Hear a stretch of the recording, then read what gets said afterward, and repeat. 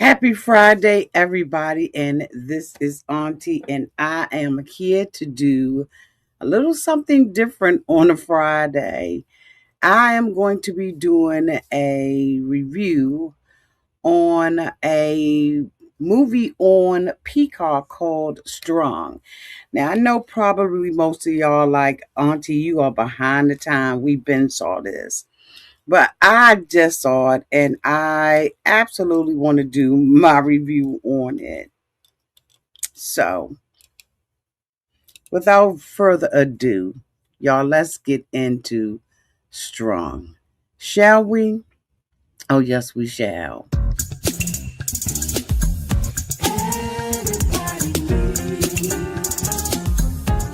A sweet old auntie.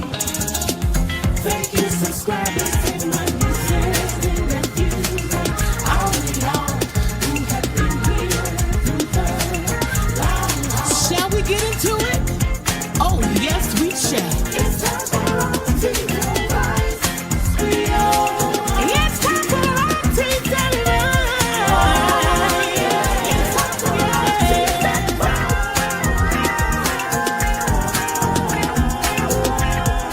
Sweet old Auntie Advice.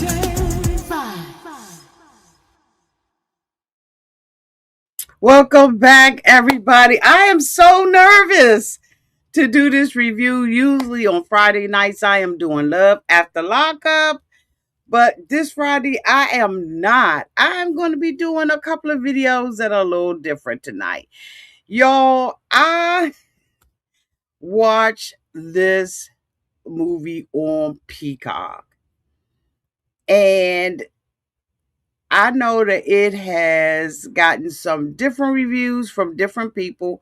I watched it, I guess, so maybe you don't have to.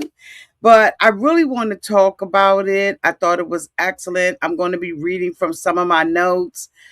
And we're going to get into this. This film was directed by Malcolm D. Lee. He's a filmmaker, best known for bringing humor and heart to audiences with films of The Best Man Holiday, Girls Trip, Undercover Brother, and Space Jam: A New Legacy. And while he has spent much of his career directing successful comedies, Strong marks a notable departure, right, into psychological thriller territory, right? So this is giving audience a chance to see him on a darker side. The screenplay was written by Alan McElroy. He is a veteran screenwriter with decades of experience. His credits include Spawn, Wrong Turn, Halloween 4, The Return of Michael Myers, The Marine, and Ballistic, Elks versus Server. Okay. He's built his reputation for creating stories filled with shocking twists, dangerous conspiracies, and characters whose motives aren't always what they appear to be. Okay, now we're going to get into the production team, which of course is Tyler Perry. He served as one of the producers on the show. And then we have Jason Blum. He is a founder of Blumhouse Production, and he did some hits called Get Out, The Black Phone, Five Nights at Freddy's, The Purge, Insidious, Paranormal Activity, and so on and so forth. Then we got director Malcolm D. Lee, who served as a producer alongside with Dominique Telson, whose production credits include some Tyler Perry productions. So now I'm going to get into the cast. Let me bring them up for you all. I'm hoping that you all are having a fantastic Friday. So let's get into it, okay? First on the cast, which I was shocked to see, is Chloe Bailey, y'all. Oh my God, I was so shocked. I've seen her in so many different things. In this particular psycho thriller. She is the lead. She is starring as a young lady by the name of Layla. She is supposed to be a gifted violinist searching for her big break. Um, Many viewers first discover Chloe as one half of the Grammy nominated music duo Chloe and Haley, alongside her sister Haley Bailey. As an actress, she's appeared in Grownish, Praise This, The Exorcism, and Jane, while continuing to build her career. Playing the family matriarch, Miss Audra, honey, is our girl, Lynn Whitfield. Oh, y'all can't wait to talk about this. Lynn Whitfield. All of us know her from portraying Josephine Baker in the Josephine Baker story. She's also known for other performances in Eve's Bayou, A Thin Line Between Love and Hate, Greenleaf, The Shy, and Retirement Plan. And y'all know that there's other films and television projects that she has been involved in, and she has been acting, honey, almost as long as I've been living. She's been acting for over 4 decades. Okay. The next person that we have, I may jack his name up, but please forgive me. His name is Lucian. And y'all probably jacked his name up. Lavis Count, he portrays Marcus Walker in this movie. He is a charming stranger whose relationship with Layla becomes far more complicated than it was supposed to ever been. He is known to most international audiences from the Netflix series Emily in Paris. He also plays Alfie. His previous credits include Scream Queen, Snatch, Katie King, Coronation Street, and Waterloo Road. Okay. Playing Marcus' wife, and I don't know whether or not, I don't know. I don't think I have her. For some reason, I don't think I have her, y'all. And I'm telling you, it's unfortunate. But her name is Amani Walker. Oh, I got her right here. Got her right there. Did not forget her. She was phenomenal in a movie. She played Marcus' pregnant wife. And her name is Anna Diop. Her career is expanding across both television and film, and many fans recognize her from HBO Titans, where she portrays Starfire. She also appeared in Jordan Peele's Us, Nanny, The Moment, 24 Legacy, and Everybody Hates Chris. The next person that I'm going to be bringing to the stage is Coco Jones, who I believe is just absolutely stunning. Coco Jones plays Jasmine in Strung. She is Layla's close friend and confidant. She gained her national attention through Disney Channel's project, including Let It Shine, before expanding her career into music and acting. Most recently, she received a widespread acclaim for starring as Hilary Banks in Peacock's hit series Bel Air, while simultaneously becoming a Grammy winning recording artist. Okay. And finally, Miss Rami Woods. Rami Woods plays Zori, and she is the mysterious and gifted young girl at the center of the family secrets. And although Rami is one of the newest faces on the cast, y'all, Strong serves as a major breakout role for this young, talented young lady. It required her to balance innocence, vulnerability, and an eerie sense of mystery throughout the film. And I am told that many critics have pointed to her performance as one of the movie's biggest surprises. And I'm going to tell you, Strong was a big surprise to me. Okay. See, Becky said I can't watch scary movies, but I'm here to listen to Auntie. That stuff give me nightmares. That's why you got to watch it during the day. And then after you watch it during the day, get you a nice strong cup of coffee. Because I'm going to talk about this movie. Y'all, this movie was so outrated at the end. I am not a. I'm like C Becky. I'm not a big psycho thriller type of watcher, but I was looking for Married at First Sight, which I'm going to be reviewing tomorrow, and I I saw it, and I was like, what is this? Now, mind you, I had Peacock on my phone. Didn't even remember that I had a subscription to Peacock. And I was like, let me look at this. It just really seems interesting. When you look at this picture, right? It is interesting. And I was like, maybe I should try it. So I did. So let's talk about it. Let me give you my opinion of what I thought about this movie. So, Leela is a professional violinist. Okay. She, and of course, that's Chloe. She is, when the movie starts, she is preparing for an audition. Prior to the events in question, she experienced these reoccurring nightmares involving a young girl asking about her hand.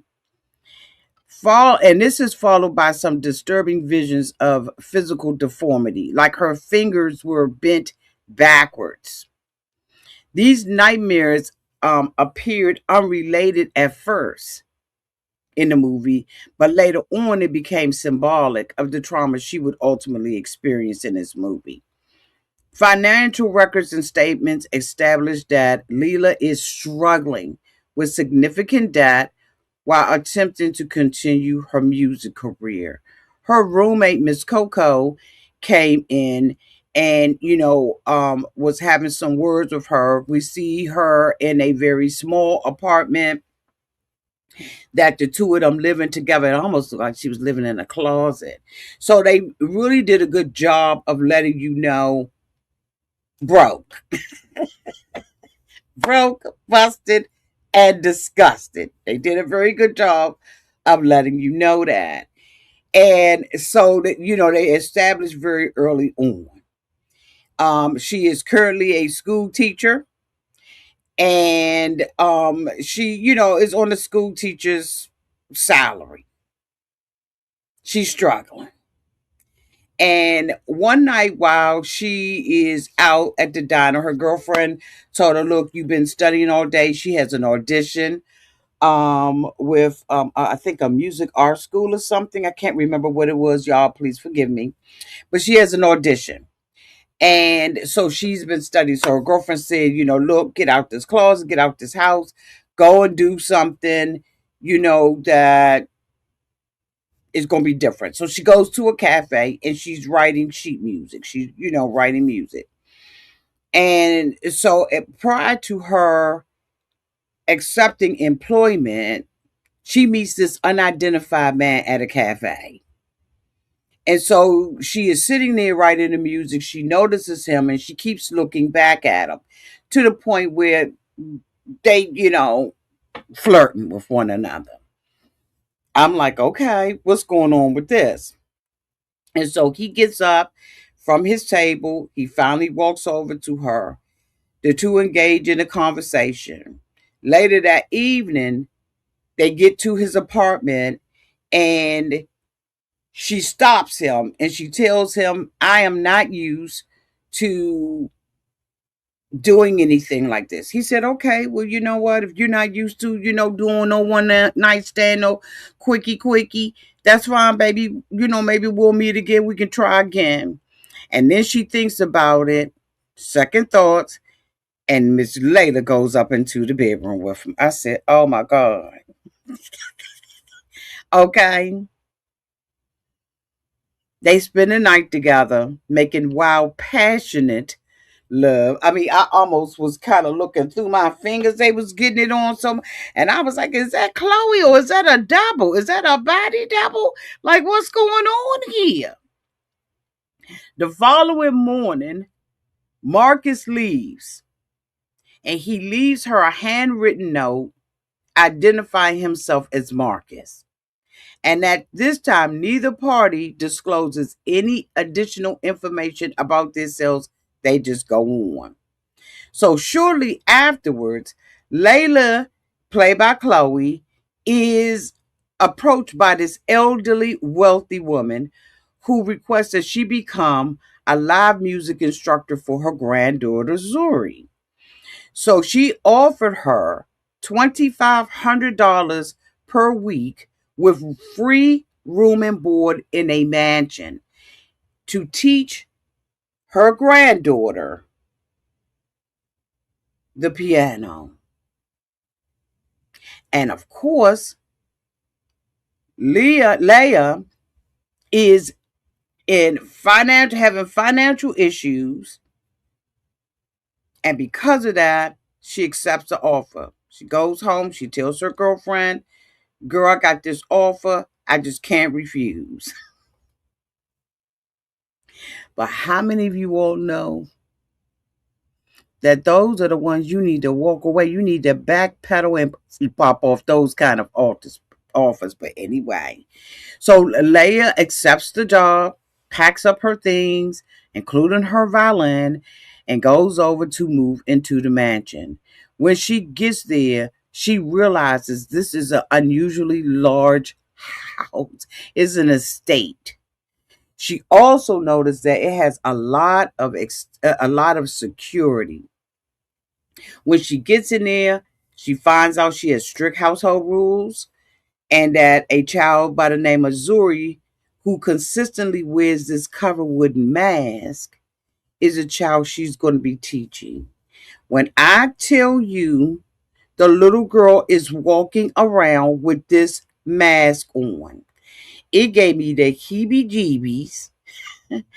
And I was like, what in the world is going on? What is wrong with this little girl?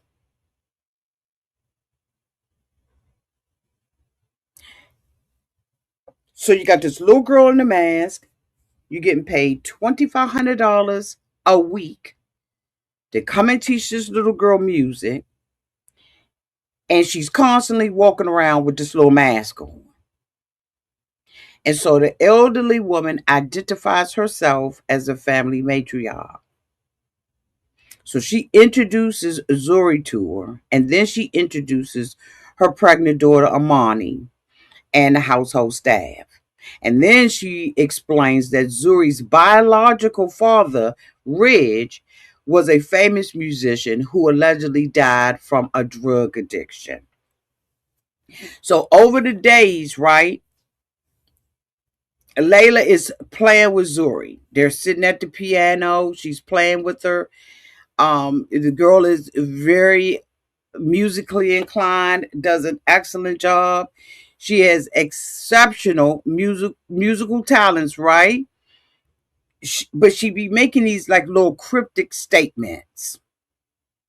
She also comes off as emotionally isolated, but Layla starts noticing similarities between Zori and her deceased young sister.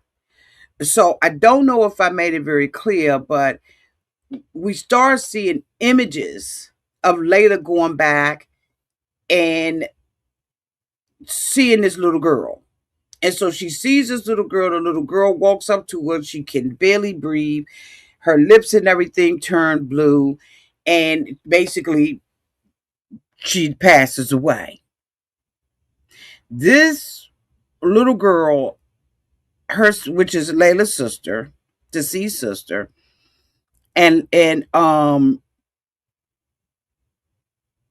Zori are a connection for Layla.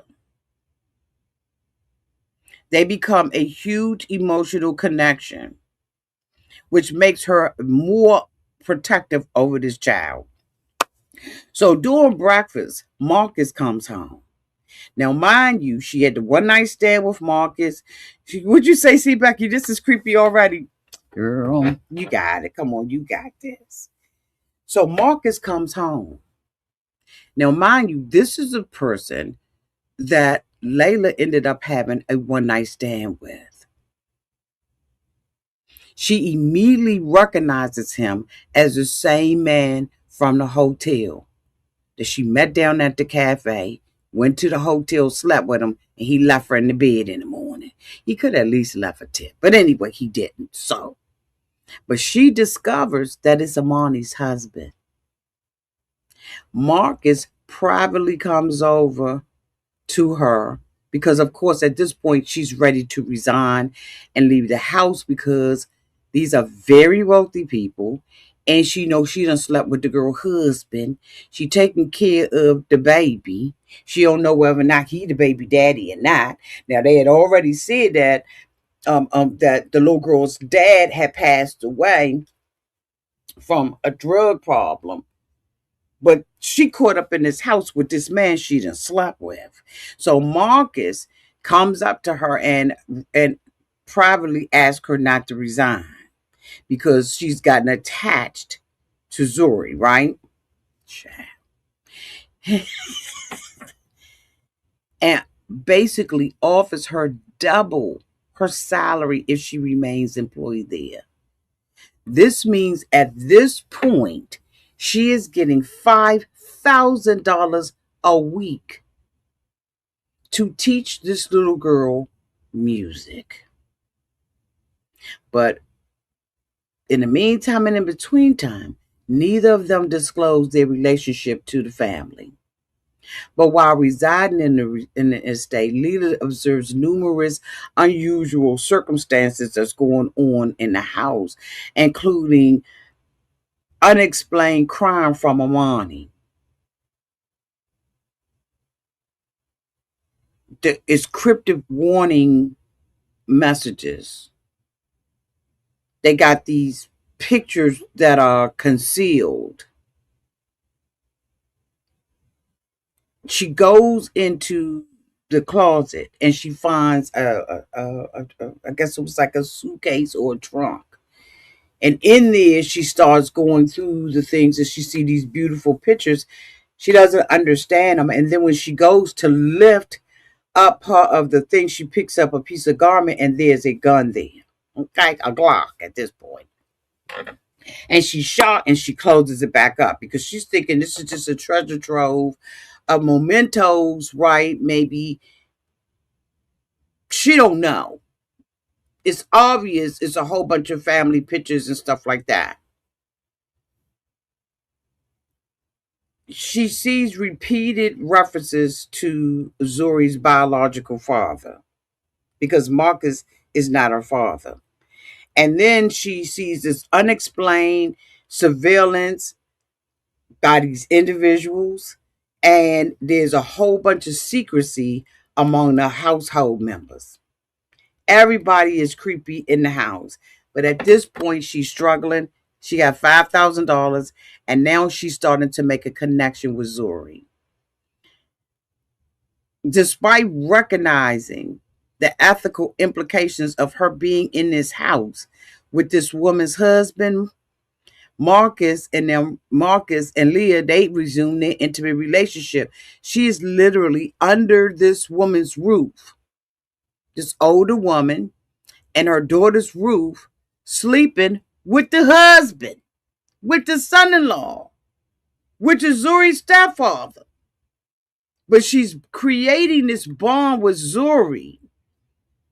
And it's a fantastic bond because she at first she comes there when she's initially hired. She is there as someone who is just teaching her music. Eventually, she becomes her caregiver.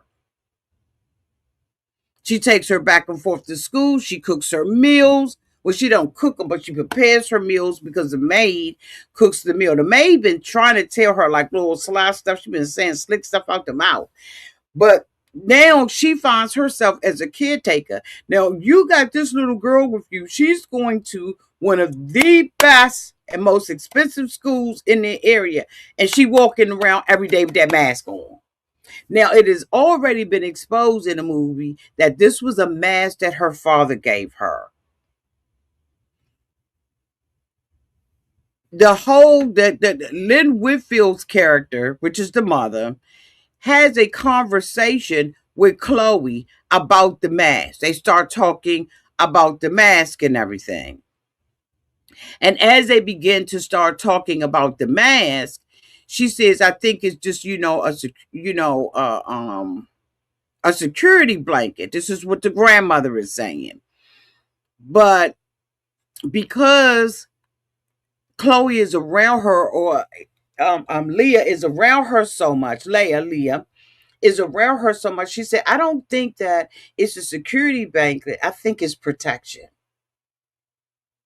So at that point, I'm like, Now, mind y'all, I'm not one that's into psychological thrillers. So, I missed a whole bunch of points that maybe some of y'all would have caught. But I was missing an action and just following the story, which became more interesting the more you watched. So Marcus comes to Layla, tells her he just cannot stop thinking about her. And of course, y'all, they sleeping together again. And the relationship remains hidden from the family. But he leaves her this note, and I think it's called origami, where you fold up, papers into like birds or whatever. He folded it up into almost like I guess it was maybe folded up like it was folded up like a snowflake. And he, said little sweet nothings to her on that piece of thing, and she kept it. I'm saying, if you sleeping with the man, come on, Leia. If you sleeping with the freaking man, the man give you a note, you don't keep the note. You throw the note in the trash because you don't want no evidence that you with the man. First of all, I wouldn't have stayed there. I would have rolled out. What, 5,000 or no? I just would have been a broke, and we would have made it do what it do. But no, she takes the note, keeps the note. So she's outside with Zuri. No, okay, wait a minute. So Zuri starts coming out of her the mask wearing. She starts taking it off at breakfast.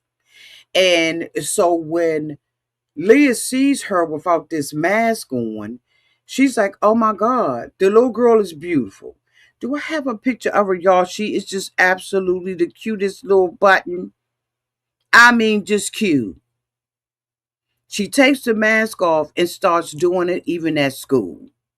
So Leia knows that she is breaking through with this little girl and all this. She knows that there's a turnabout going on. Also, the grandmother knows, the mama knows, Marcus knows, the housekeeping staff knows, security knows, everybody knows that there is a bond between them. So one day they were sitting outside and a bee was flying around Zuri. And Zuri is allergic to bees. They have all of these what do you call those things, y'all, when you have an allergic a reaction? Oh my God, I can't even think about it. Anyway, they had those pins. And so the bee stings Zuri. When the bee stings her, she immediately starts having an allergic reaction. Her eyes are rolling in the back of her head. She can't breathe. Like she's going through a whole bunch of stuff. And Leah starts going back to remembering her sister who passed away on her. And of course, she felt responsible for not being able to save her sister's life. And so now she's taking care of this little girl. She gets stung by a bee and she doesn't have the EpiPen. That's what it was. She doesn't have the EpiPen to save the child's life. So she finally gets herself out. She snaps out of it. She runs into the home. She retrieves the EpiPen and saves Zuri's life. And instead of expressing gratitude, Amani, the mom, blames Leah for allowing Zuri outside. And this incident, y'all, remember it because it increases the tension that's going on in the household. So as time progressed, Leah observes evidence that is suggesting that Marcus may be concealing some information from her, and members of the household communicate in this like coded type of language. Zuri knows more than what she reveals, and this wooden mask that she's been walking around with may conceal something that that Leah's going to need in the end. So, of course, let's just say it was Juilliard, but it was something else that Leah had auditioned to with her violin. She auditioned twice and she wasn't picked. And she was supposed to have, she was trying to get into it. Marcus had a connection. And Amani, of course, you all know, is pregnant with Marcus' baby. This would be Zuri's brother and the grandmother's second grandchild. They have a baby shower and he tells her, this your opportunity. I have the lady, the head honcho in charge who's going to be coming to the baby shower. Make sure you play your violin. This is the audition of a lifetime. So of course Amani is excited.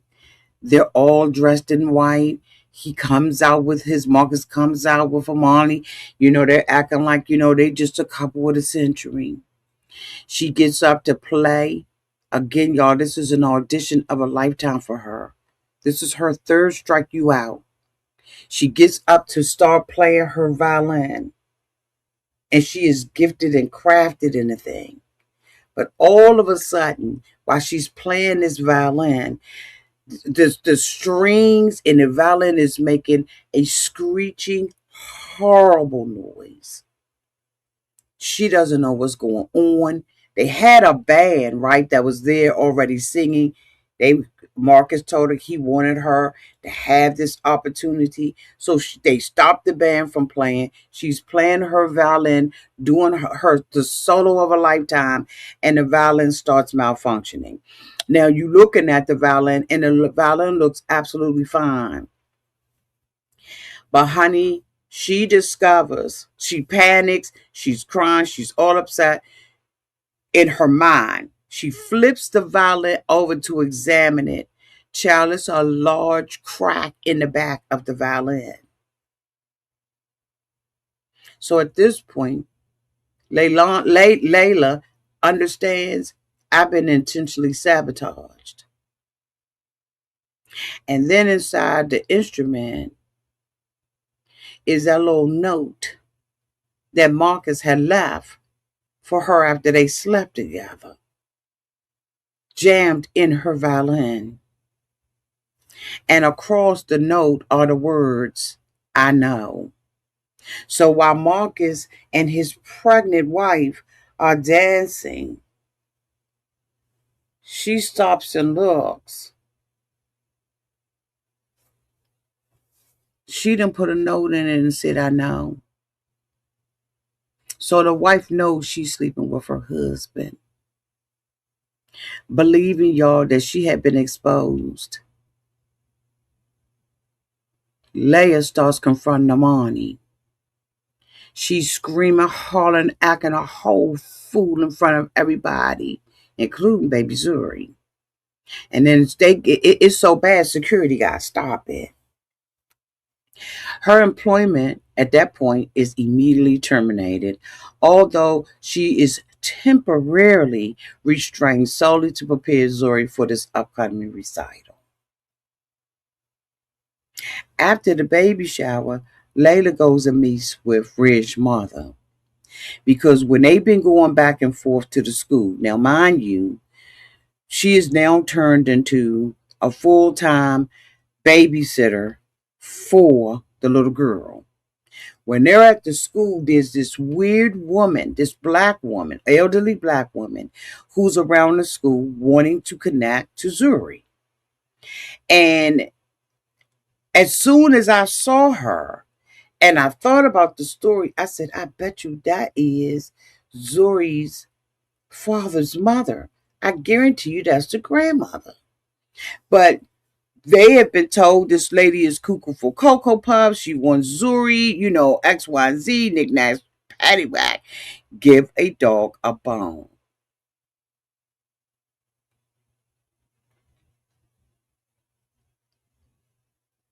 But now, because of all of the things that have happened at the house, Leia decides she's going to meet her.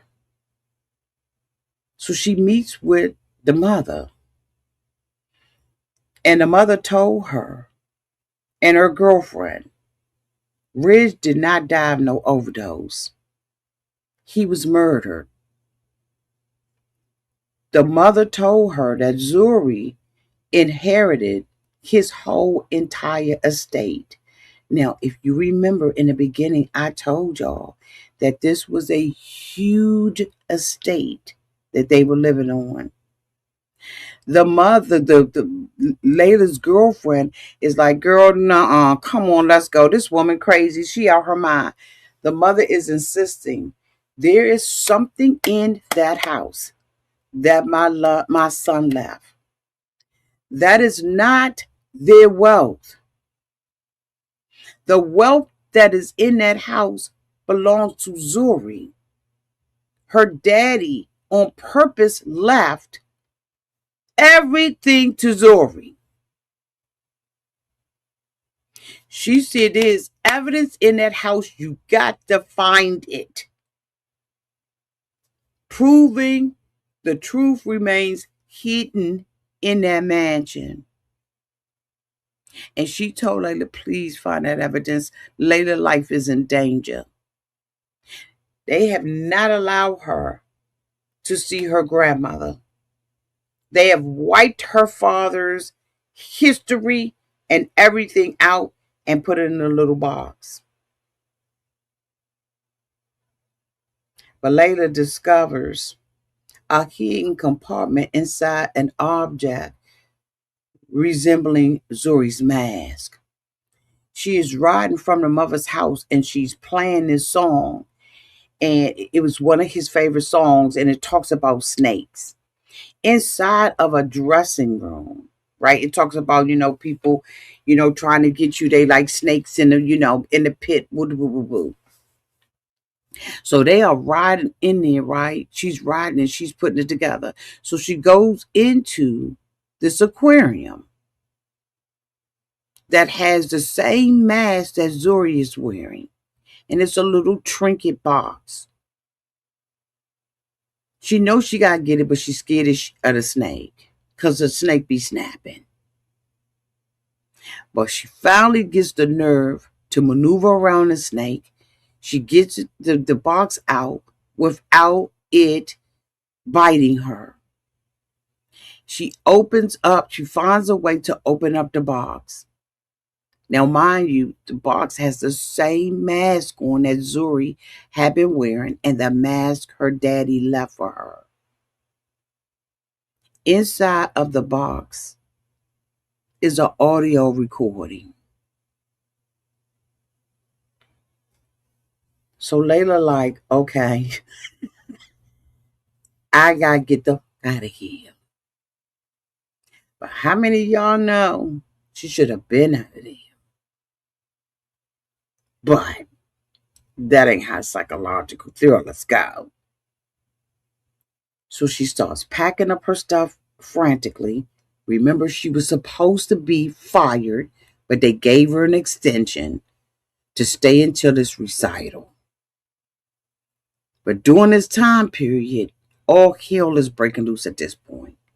Before she can leave with that daggone recording, she overhears Marcus and Miss Delaney discussing what Zuri may have told Layla. Concerns over what Layla knew and Marcus' relationship with her. And this confirms that Marcus is simultaneously involved with both Layla and his own mother-in-law, because she is standing there watching them talking and scheming. The mother whose daughter is pregnant by Marcus, tells him, "Are you gonna reward me, baby?" He's like, "Yeah, honey." They kissing. He kissing all on her. She like, "Okay, come on." She sits down, child, on the edge of the bed.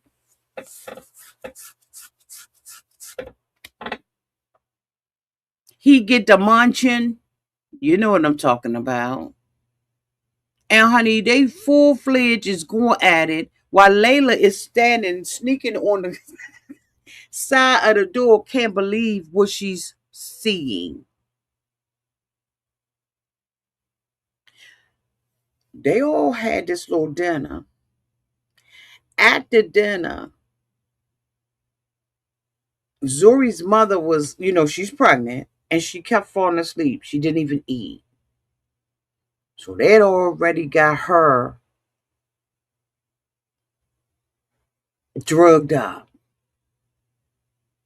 So at the table, they all sitting at the table because they have these rules. They rich. They got all these rules.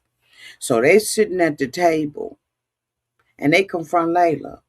Now again, Zuri's mother is sitting right across from him, but she's so high and drugged, she don't know what's going on. Eventually, she falls on the table, crashes on the plate, knocked the glasses down and everything. She gone. So they like, Layla, has Zuri had any conversations with you about her father, her deceased father? She's sitting there. No, not really. So she comes over with a little wine glass. Got the little wine glass in the hand. She goes to pour her some wine. And Layla puts her hand over it. No, thank you. So, of course, she goes back over there. Mama goes back over there and sits at the head of the table. She starts asking her more about Reg. She gets nervous. She picks up her water bottle. No, she didn't tell me anything about her father. She just said she really didn't know him. She's drinking the water because she didn't want none of the wine because she thought the wine probably got something.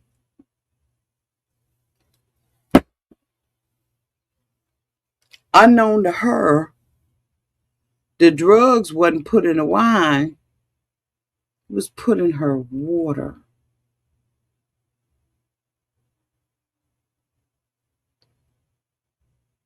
Prior to Layla going through all this stuff, when the housewoman found out that she was fired, she said, "Honey, it's good for you that you getting up out of here because either this house gonna kill you or make you a devil. You need to get the fuck out of here." But at this point, Layla drunk. They go and search her belongings while she's sitting up there fighting and struggling. Because at this point, she knows she done got. They go to her violin, and there's the recording. And I was like, why you ain't put it downtown to your drawers? Why you ain't put it in your bra or your drawers? Why would you put it in your violin? Like, I just, how sometimes, you look at these things and you be like, run, bitch, you better run. I'm saying, why would you put it in your violin? Of all the places they gonna search, they gonna search there first. Why? Oh, why did you not? Like, what is going on here? But they done found it. Now they don't need her. So guess what? The cotton freaking limo driver that been driving them around, the chauffeur, puts her drunk, high, drugged up tail in a car. Miss Jelani gets up, abandons everything, and explains the conspiracy. and basically tell her straight to her face everything going to Zuri. But we really got need for Zuri at this point. We can go ahead and kill her. Y'all, they had drugged the little girl food. But prior to this, with as they one day they were playing the instrument. They was playing the piano because they getting her ready for the recital. And Zori was saying that sometimes things don't feel good. Sometimes things don't feel right. And she believed that the ancestors are talking to her and trying to tell her something. What should she do? So Layla told her, the ancestors are here to help you. If you feel like the ancestors are telling you something, they're telling you something, you go with what the ancestors are telling you. If it feel wrong, it's the ancestors that's telling you, stop, think it through, and go with what they telling you to do. That's your instinct. Your instinct is your. Now that gave me chills. Because how many times y'all have you had something that was going on, and or you went to a place and you just was like, something don't feel right. Like this don't feel like sacred ground. This feel like a setup. And you be like, you know what? I ain't coming. Now I don't know if it's your ancestors, I don't know if it's God, I don't know who it is. But you know how you get that second thought, you be like, you know what? Bitch, I think I need to stay home. Some telling me to go hit on a bus of you on New York Avenue and go on back home. Well, Zuri was having those feelings for a long time. She finally opened up and told her, I keep having these instincts and these feelings, and I don't know. I don't know. She was like, trust your ancestors. They trying to tell you they're gonna bring you to safety. So, according to Miss Jelani, Marcus intentionally targeted her before she was even hired. That night that they met in the diner was not accidental. It was set up on purpose. That meeting, that one night stand she thought she was having, was very well orchestrated. The affair was planned by Miss Delaney. The objective was to gain Zuri's trust while creating circumstances that would eventually portray Layla as mentally unstable, obsessed with Marcus, and dangerous to Zuri. Afterwards, the family intended to accuse Layla of poisoning Miss Zuri because what Layla didn't understand is that they had prepared poison in her food, had it delivered to her room before because they wanted to stage the death as a suicide supported by a fabricated confession. Ms. Delaney further stated that every major event had been manipulated to achieve this outcome. So they drugged this out of the mother and out of Layla. When she woke up, honey, she was downtown in a vehicle at the beach. The chauffeur had transported her to the beach and was going to set it up like she had killed Zuri, poisoned her, and kills. She was committing to unalive herself by driving into the ocean. But what he didn't bank on was her fighting back. So she had saw one of the EpiPens. So she acted like she was still drugged out, right? She kept her eyes closed because she had begun to realize that she was being transported to where her passing was going to be staged. She escaped by attacking him with the EpiPen injector in his eye. So every time he tried to grab her, she would kick that EpiPen further into his face. So was just kicking it till it was just. After a while, he had got to the car. They was fighting over the car, and she ended up just taking the car and connecting with that old head of his. She ended up getting into his truck that he had already left there staged. Okay.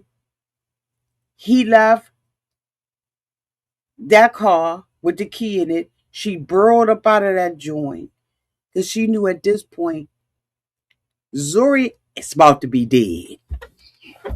About to be dead. Okay. She didn't put all this together now. Now she knows she has got to go back. Because Zuri ain't gonna be having no mask on no more.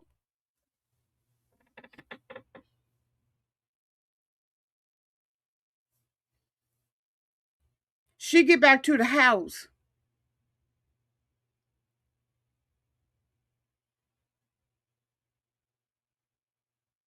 She walks up. She's sneaking. Because they think she did. She goes up to the balcony. Marcus is in the room. Look like he has some cognac, some Jack Daniels or something. Some brandy, some cognac. I don't know what. And he was listening to the recording. And on the recording was a conversation between Ridge and Marcus. Ridge was documenting his fears before his passing. He directly identified Marcus as being responsible should anything happen to him. That recording became the primary evidence contradicting the family's version of events. This is the same thing that the mother told her, you go down to that house. There's something my son left there. He did not die of a drug overdose. He was not on drugs. He was healthy and everything else. So girl, they go. She is listening outside. Marcus is sitting there, and Marcus and Ridge was having an argument because he was trying to get Ridge to get into this business deal that Ridge wasn't willing to get into. Ridge was already wealthy. And that's when, after he finished with that meeting with Marcus, him and Marcus, he basically fired Marcus, so Marcus kissed his whole entire behind. And then he was like, okay, so then next thing you know, he ended up dead. But that tank and that snake that was in that daggone dressing room, in that closet, in Zuri's room, had that same look, that mask that Zuri wore. Hold on, let me bring Zuri back up here. That joint was in there. And that's where the confession was. And all the information that he had left a trust that everything was going to Zuri. Every gardener they had, every cook they had, every chauffeur, the grandmother, Marcus, her mama, everybody was living off of Zuri's trust fund. But remember, Marcus already had Zuri's mama pregnant. Marcus is listening. He understands we're going to have to set this straight. Now, mind you, they had already poisoned the little girl food. You talk about ruthless.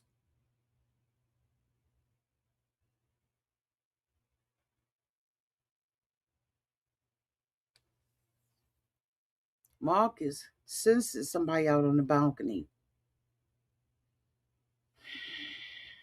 I'm like, oh my God, come on, lady. You got to know when to hold them and when to fold them. You got to know when to run away. But child, he got to chasing that tail down. He attacked her and severely injured her fingers.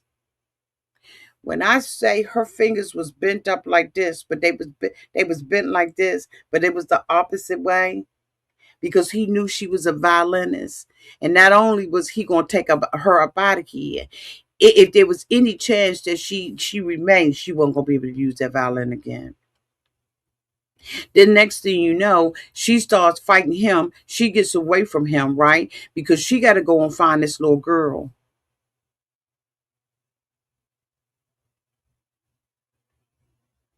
They's up there scrumping. Now, Miss Jelani, paid by Angela Whitfield. I mean Lynn Whitfield. That got up in the fight too. She done bust the girl all upside the head.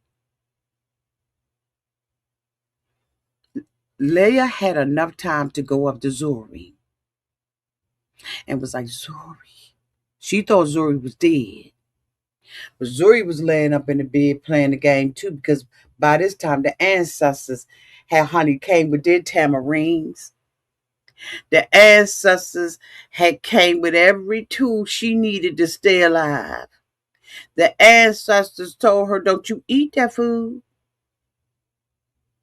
That little plate that they brought up there and had it looking like a little clown face on it, don't you eat it. So Zuri came up to him and was like, Ilani. Was like, Zuri. Zuri was like, she was like, Zuri, oh, Zuri, wake up. Zuri was like,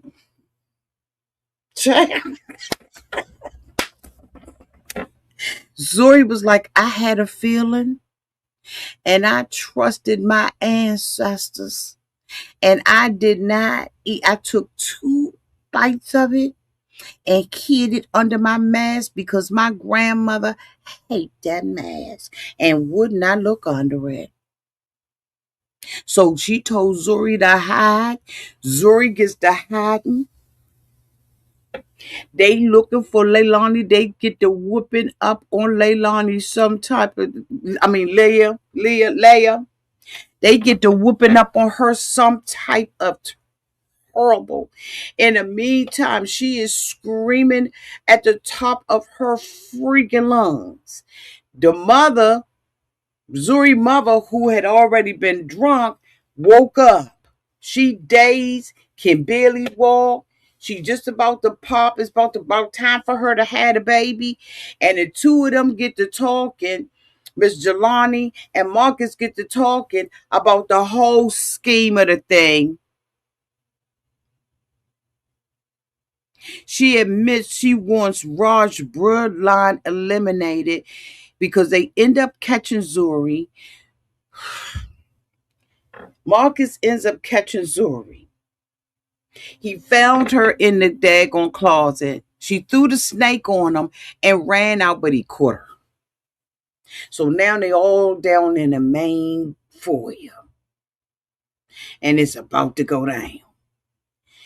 And poor little Zuri, I'm like, oh my God. So the grandmother had Zuri and was like, oh, honey, I didn't want my daughter. So Leah is trying to appeal to the grandmother. That's your granddaughter. You gonna kill your own granddaughter? She said, I didn't like Reg. I didn't like him. So she's not my bloodline.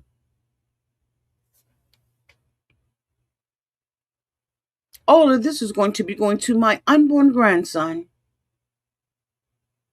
She's not my bloodline. I don't care nothing about her. She's not my granddaughter. My grandson is going to inherit the estate. Now, mind you, the whole estate belongs to Zuri.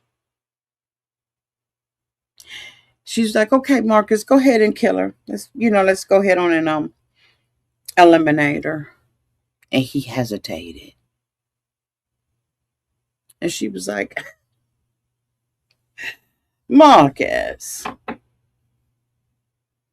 it's too many loose ends. And honey, turn around and shoot him dead to the bed. And in the meantime and in between time, the mama is standing up there. She hears Zuri screaming. She's trying to come to Zuri. She's on this winding grand staircase about to fall down, honey. And Miss Jelani and Leah start fighting, child, over the firearm.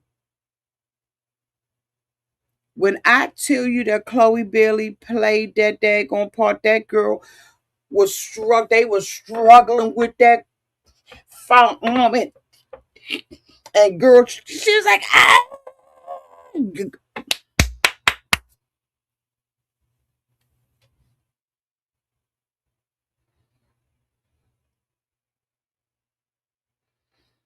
They was on the floor wrestling. Some shots went out because they was firing, because they was fighting over the firearm, and hit this big, huge, huge glass chandelier that was up and down in the ceiling. Leah had enough time to roll over, but that chandelier fell on Miss Delani and killed her.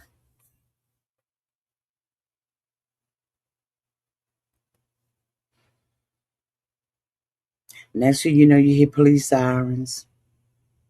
By the conclusion of the investigation, Miss Jelani, Miss Jelani is deceased. Marcus is gone. The whole conspiracy is exposed. Leah survives. Amani survives, and Zuri survives.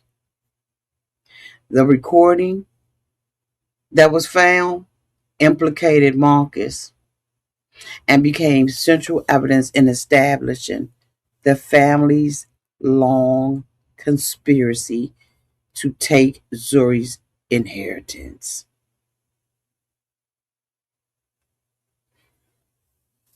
Furthermore, the evidence established that Leah was never hired solely because she had musical qualifications.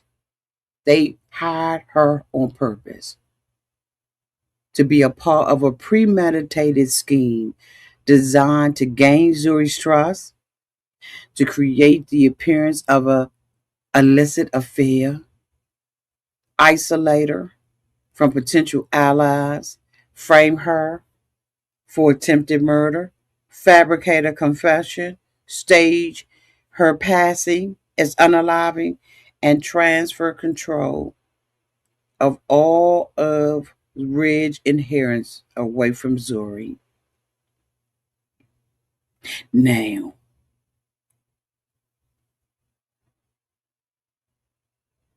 if I had to rate this on a scale of 1 to 10, with 10 being the best, I would absolutely rate this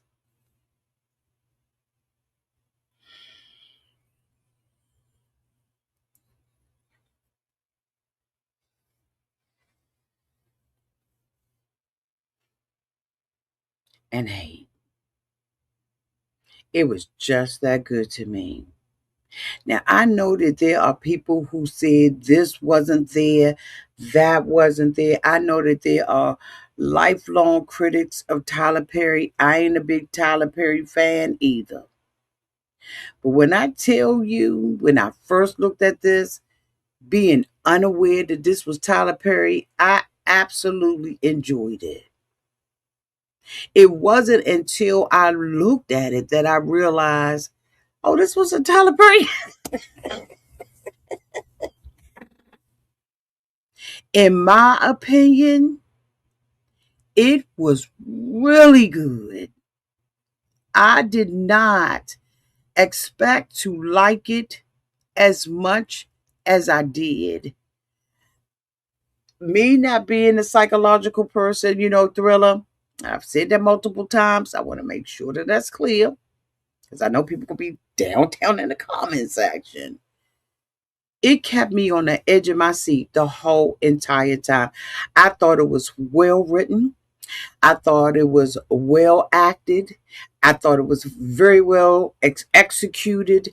I enjoyed it from the rooter to the tutor, from the beginning to the end. Bravo to the cast of Strung. I knew Chloe Bailey as a little Disney princess. Like, this was fantastic, in my opinion. Again, I give it an 8. If you have Peacock, it is worth the look, at least. If you don't like it, come back and let me know you didn't like it. But if you like that, make sure you like this video. You give it a thumbs up, okay? And let me know you liked it. I'm not the type of person that gets on bandwagons, right? I am a critical thinker and I make up my own mind about what I like and what I don't like. And if you know me and you've been here, you know I'm honest about my daggone reviews. I don't have time to play the game. I don't like this person and I don't like that person. I ain't got that to do. I'm too old to be following the crowd. This was very good. And as I said, it was very well acted and executed. Bravo. Bravo. Again, if you go out and look at it on Peacock, come back and let me know what you think. I didn't expect it to be this good, but it was really good. I ain't see it coming. So anyway, I'm gonna get on off of here. As Ray Della said, thanks for being here. Hit that thumbs up on your way out, hype, and share the video. And make sure you subscribe to the channel if you like what you see here. Until we meet again. Oh, thank you, baby. Happy Friday, Auntie and Cousins. Thank you, boo.